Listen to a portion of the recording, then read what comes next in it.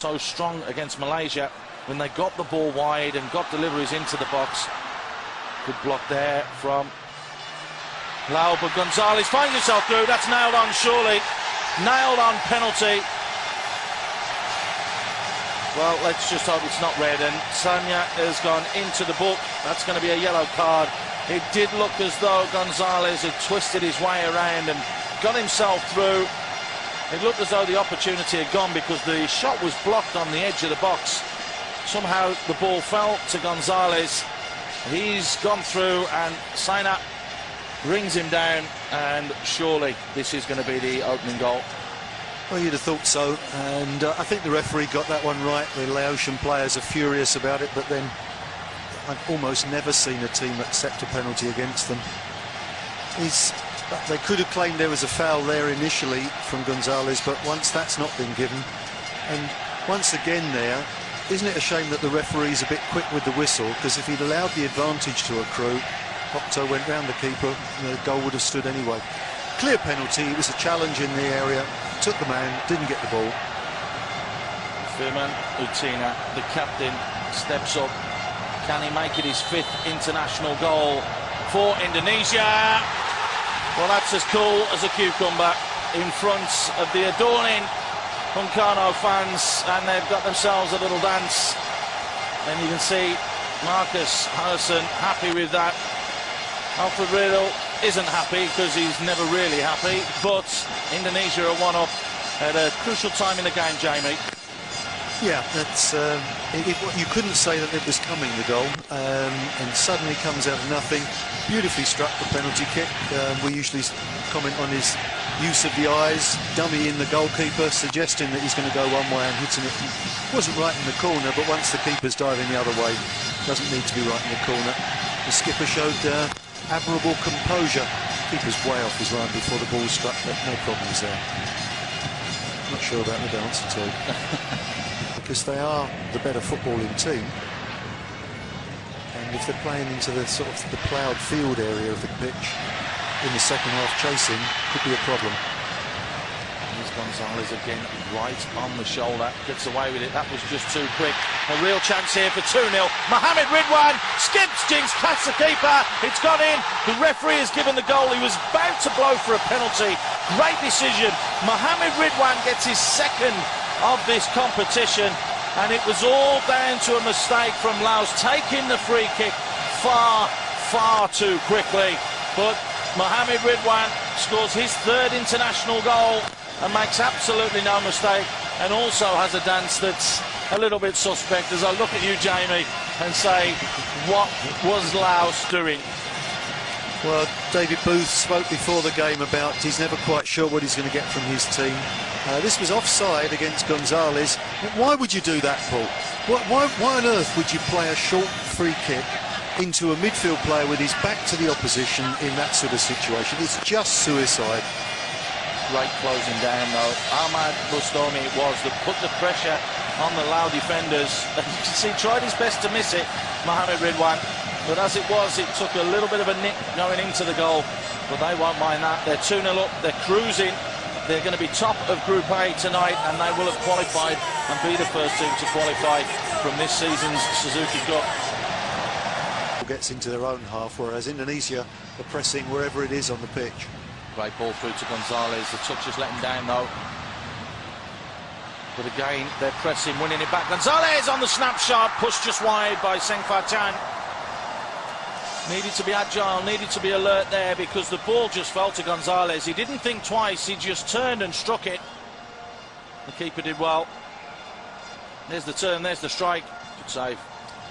Well, you could suddenly see what the fuss is about with Gonzalez, because he's had a few situations where he hasn't done well. Poor first touch just now. Utina looking to try and make something happen, a little give and go. Utina from range! Utina gets his 2nd, and that is game, set, match. In the 50th minute, Indonesia take a 3-0 lead, and there is absolutely no way back now for Laos. They are down and out in today's game, but Indonesia look as though they're going from strength to strength. That's a quality goal, Paul, there from a quality player. And you're absolutely right, there's no way back for Lau. It's a question of how many. And I think the Indonesians and Alfred Riedler will be disappointed if they come up with less than 6 in this game, because I think the heads will go down for Lau. This is quality. He does well to win the ball back. He's always on the movement, but it's not good defensively. Ball watching. Ball watching, exactly. But it's a good strike. You see, again, you'd coach that. You'd say go across goal, because if the goalkeeper gets anything on it, it will break back out, and then Gonzalez following in can score. Natural football, instinctive, intuitive footballer, doing things right. You would have thought the skipper on a hat-trick.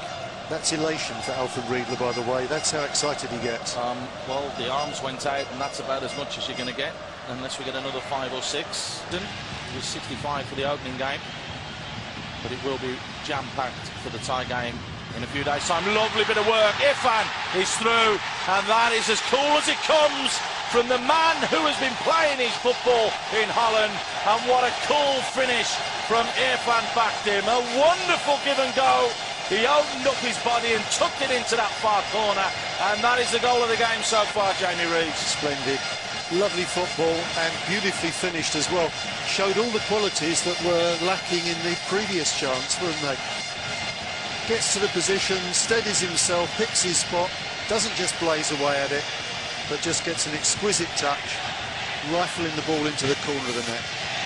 Same for Chung. Really had nothing there he could offer. That's a great little one too. It really is. Look how he owned himself up there, though. Thierry Henry. It's the way he scored most of his goals for Arsenal. Getting to that sort of position, opens his body up. Thank you very much. And let's give a bit of credit to Gonzalez there, who played that ball back into the path of Irfan.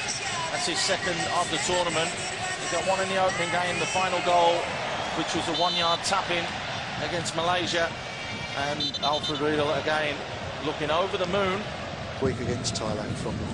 Benny Wayudi has just come on. Here he is on the ball, just spreading that one forward, so the young defender getting an opportunity to shine. Here's the other substitute, AFF Siono. Flick wide to Benny Wayudi. Time and space. Can he pick out his man? No, he can't. And another chance gone. Oh, and that's a little challenge from behind. That's a little bit silly and a little bit naughty on Benny Wayudi. Winning his 4th cap tonight. It's got to be a card, that one. Well, he's making the sign of the ball. What on earth does he think? He's coming from behind, taken the man and then got the ball. In a situation where there was no need to make a challenge anyway. He's just come through the man. You haven't been able to do that for about the last 25 years. To be back at the 1966 World Cup to be allowed to do that. No comment. Before you were born, Paul.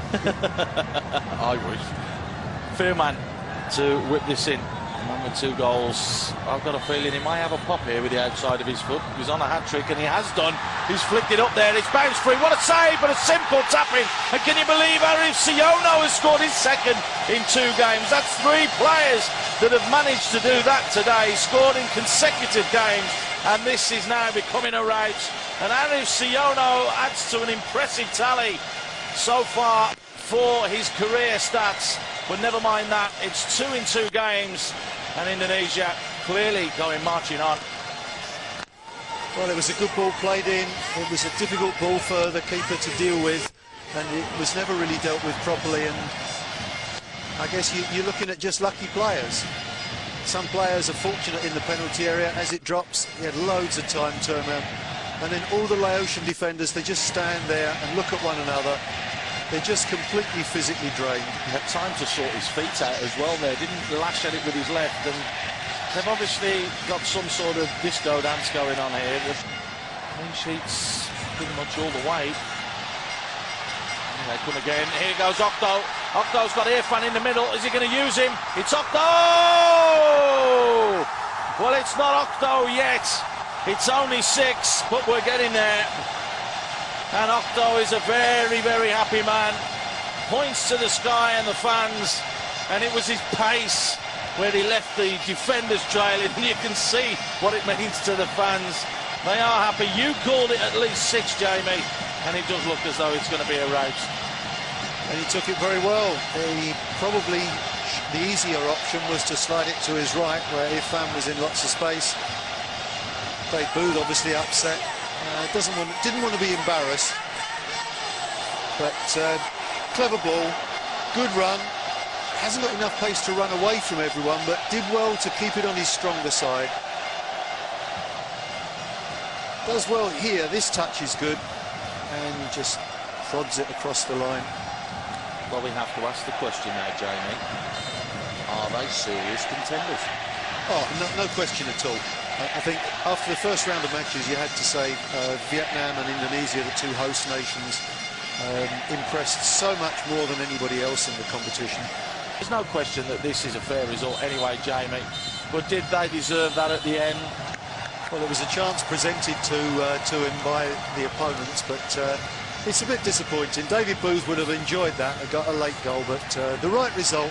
A good performance from Indonesia, perhaps not as impressive as their game against Malaysia, but a comprehensive win. Can't argue with 6 goals, and he'll be moving on to bigger challenges in the future. For David Booth, back to the drawing board. I've got to ask you the question again, Jamie. Are we looking at the new champions? Are we looking at Indonesia going on and beating Thailand, going on and beating Vietnam, and lifting the Suzuki Cup, the Southeast Asian Cup, for the first time ever in their history? Could be. As things stand at the moment, I think an Indonesia-Vietnam final looks on the cards, and that looks a great prospect. Judging the relative merits of the two teams, very difficult at the moment, but I have to say Indonesia have looked hugely impressive so far. Singapore, Myanmar tomorrow, Philippines, Vietnam tomorrow. We're bringing you all this live, great action of the AFF Suzuki Cup 2010 edition. We've just witnessed a hammering. Indonesia have hammered Laos by 6 goals to 0. They go through top of Group A.